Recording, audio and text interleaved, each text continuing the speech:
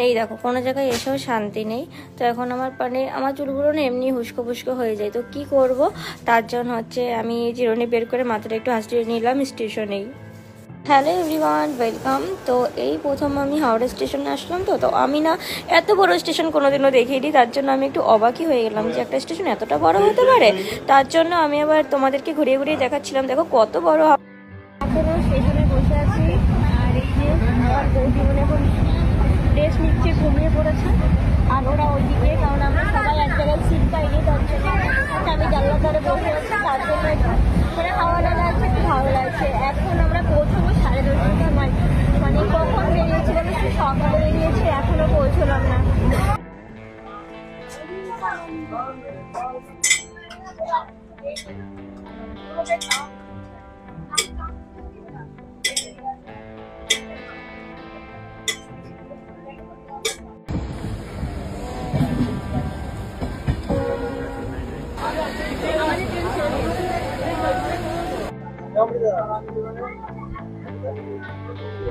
আমি উঠতে পারছে না, আমার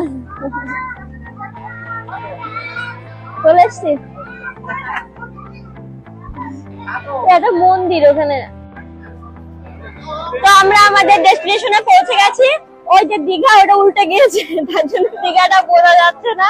ঠিক আছে, দীঘা উল্টে গিয়েছে। আমরা এখন মানে চলে এসেছি, কিন্তু এখন আমরা রুমের জন্য এবার একটু ঘোরাঘুরি করবো, দেখি কোথায় পাওয়া যায়। আজকে তো আমরা পৌঁছলাম, তো কালকে আমরা ওই মন্দিরটা নতুন হয়েছে, ওই মন্দিরটা দেখতে যাব।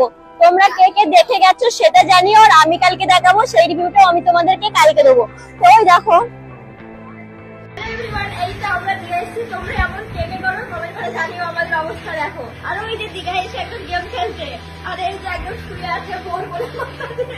আর আমরা এখন বেরোচ্ছি, আমরাই দীঘায় ঘুরতে এসেছি, এরা সব কিছু দেখেছে। হ্যালো এভরিওয়ান, এখন যাচ্ছি আমরা দীঘাতে এসেছি। আজকে ফার্স্ট যাব দীঘা ঘুরতে। চলে এসেছি আমরা দীঘাতে, এখন আছি বিশ্ব বাংলা পার্কের পাশে, সাথেই এই যে আমরা টোনাটুনি আর সব এখন রুমে আছে, ওরা সব রুমে, আর আমরা এই যে পার্কের এখানে। সমুদ্রেরও ঠান্ডা আবহাওয়া, সমুদ্রের পাড়ে হয়তো সবাই এই জন্যই আসে। কত সুন্দর লাগে, ঢেউ দেখো কি ঢেউ দিচ্ছে। আমার তো এমনি জল দেখে কেমন একটু ভয় ভয় লাগে, বা তোমার ঢেউ দেখতে আর এই পাশ দিয়ে হাঁটতেও একটা যেন দারুণ ব্যাপার। দেখো, আই লাভ দীঘা, আমিও চলে এসেছি ভালোবাসার দীঘাতে। কিন্তু প্রচন্ড রোদ।